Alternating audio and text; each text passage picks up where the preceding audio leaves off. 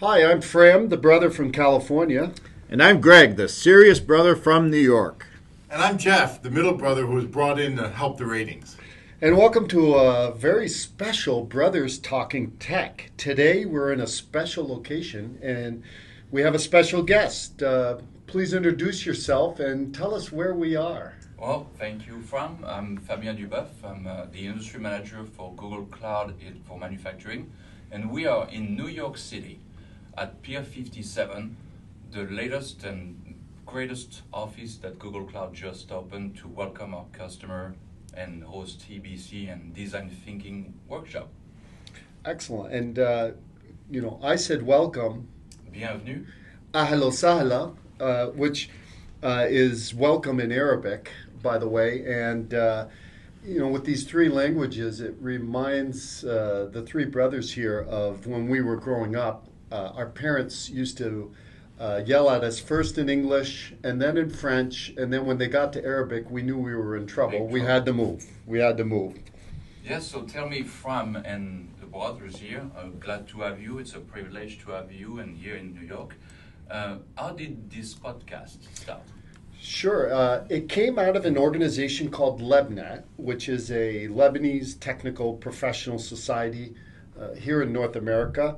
For the Lebanese Googlers, because I understand you will be broadcasting this to some of the Googlers, and there's a Lebanese organization within Google that has, yes, I guess, over 300 members, Fabien. So you can listen to our other podcasts and actually check out the organization at lebnet.us.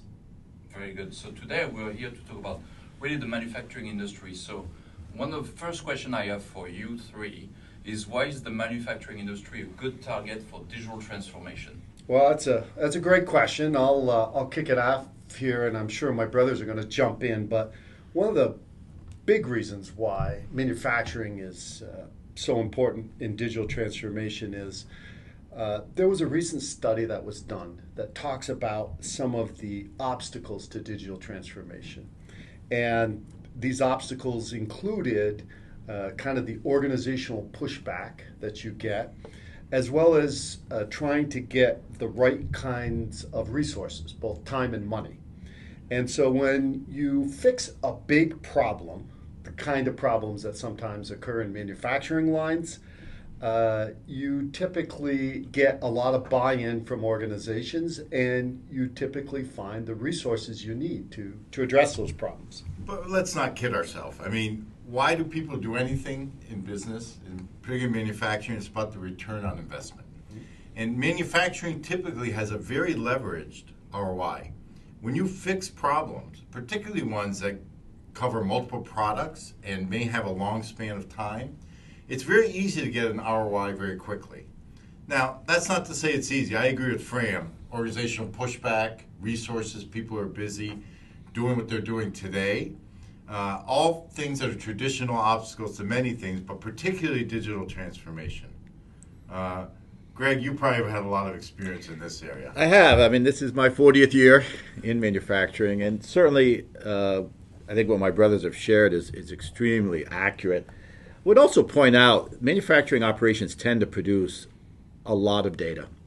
That makes them prime targets for the use of digital transformation to leverage that data. Because initially, when manufacturing first, people start thinking about producing goods, it's a very discrete kind of operation, and we now know today that the data is as valuable as what is being produced. And so digital transformation is a way to tap into that value and really provide companies with an additional opportunity to extract value from their operations. I would say, you talk about lots of it, but it's not just the volume. It's very complicated. There's many interactions in a typical manufacturing operation that are not obvious. And those interactions, if you can uncover them and use them, they have high value. This old saying, time is money, but productivity is always key in any kind of operation. Absolutely, particularly asset-rich applications, right, where the depreciation clock's always ticking. And so any productivity gains are immediately realized by the company. Well, so thank you, Greg, Geoff, and Fram. One thing, before we get into that next questions, I was going to ask, as you answer the question, please introduce your role and your role at the companies. So my next question would be, what have you seen changing over the years in the manufacturing industries in terms of adoption of new technologies? So I guess I'll start. Yes. This is Greg Akiki. I'm a senior director at GlobalFoundries, and I have worked in the semiconductor industry for now 40 years. It's a very good question, Fabien. I think if we, again, revisit some of the history here, traditional thinking around manufacturing was very labor intensive, necessary to achieve high scale for learning, and really thought of as a series of discrete steps. And that was the model that people really constructed, particularly I would say post-World War II, in terms of the growth of the manufacturing sector. If you look at today and really the greater appreciation we have for technology and its role, it really has the opportunity to transform manufacturing and to rethink how we view manufacturing. And I think that's really critical. Whereas historically labor-intensive operations, now we talk about automation and what that can mean. Historically, we talked about scale being the only way you learn, versus today, leveraging data analytics to accelerate learning. Rather than viewing manufacturing as a series of discrete steps, today we talk about data integration, and as Geoff mentioned, those unseen or not obvious interactions that can help us learn faster. I think recent government activities throughout the world have really recognized the importance of manufacturing. Industries are changing, and companies within those industries that are going to be the most successful will be the ones that implement these digital technologies most effectively. Governments clearly see this as an imperative. And so the opportunity really is that they've moved with additional resources to really accelerate this transformation throughout the world. Yeah, again, Greg and I are twins, so 40 years and 40 years. It's intriguing to me to think about the transformations. We're both veterans of semiconductor industry. And traditionally, semiconductors, every 3 years, would change to a new technology. So I started in semiconductors, just as Greg did, same company. We moved together in a lot of it. I'm currently the president of Hoya LSI. We're a high-tech company. We're part of the semiconductor supply chain. And we're at the forefront of the latest technology, extreme ultraviolet, EUV, and actually struggling with the kinds of new thinking. How do we get it implemented? Because we are the world leaders in kind of the old technology. We're the world leaders in the new technology, but the techniques you need to be successful are quite a bit different. And that's really the step that we're facing right now, is how to tap into these new ways of thinking and leverage it to get productivity and cost and, frankly, quality and make our customers happy. So maybe, Fram, you're the last one to really introduce yourself and talk about the benefit found by implementing cloud computing solution or AI and machine learning solution. Sure. So, Fram, I'm the youngest of the three brothers. So I only. But what does that get you anyway? Well, I haven't quite hit the 40-year mark, right? Oh, okay. I'm 35 plus years of experience.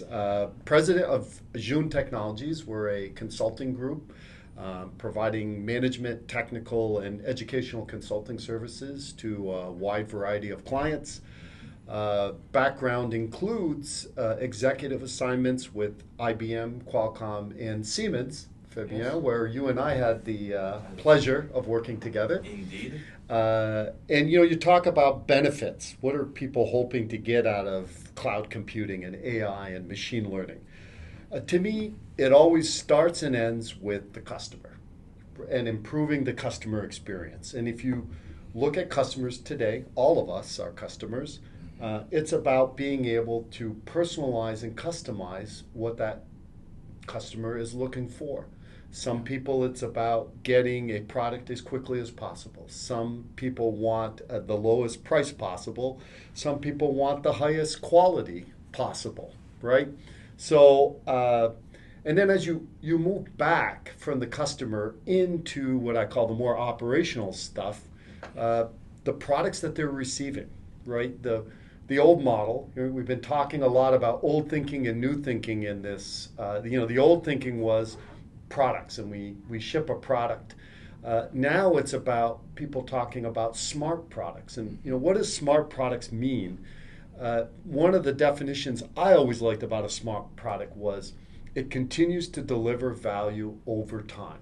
So the product can transform itself even after it's been sold, typically through some combination of being connected and having some sort of compute or processing capability to always be able to adapt and update itself so it continues to provide value to the customer.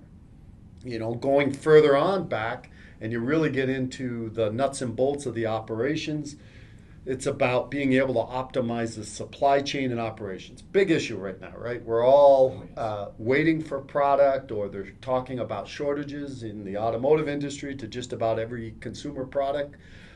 So being able to do that optimization.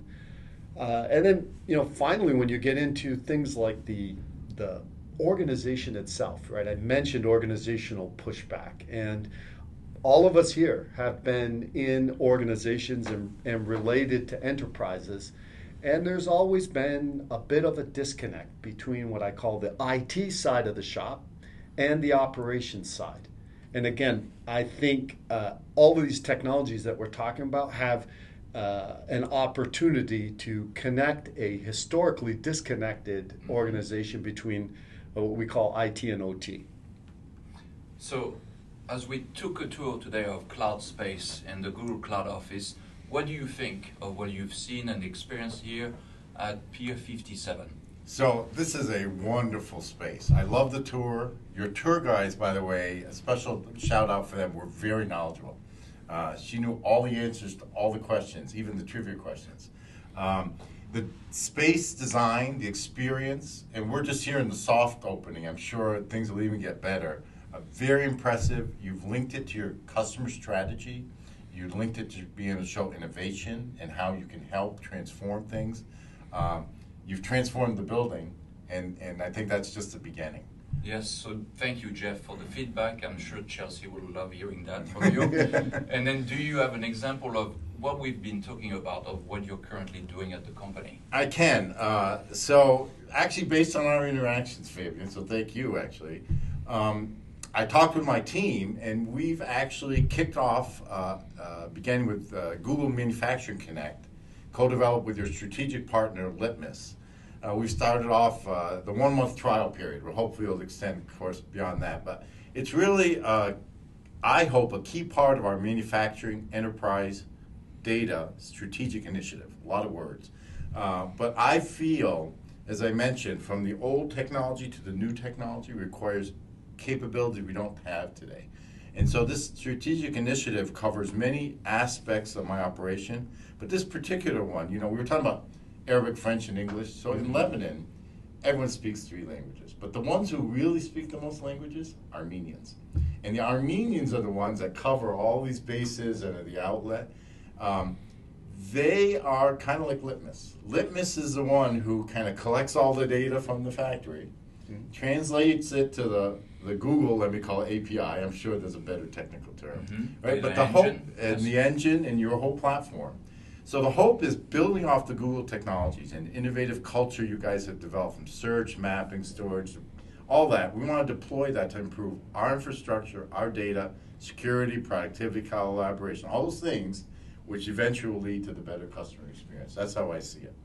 Thank you for the feedback. Yeah, I was just going to say that's also what the youngest brother typically does as well, is takes all these various pieces. That's just one more value add of the youngest brother, right? So, look, we've covered a lot today, and thank you for listening to this special Brothers Talking Tech from Google Pier 57 in New York. We would like to thank Fabien today for being such a great host. Merci So, beaucoup. thank you. Merci Yeah, beaucoup. merci Thanks for your beaucoup. time and being here. Please let us know what you think of today's session and what topics you would like us to cover in the future. Goodbye, stay safe, and stay well.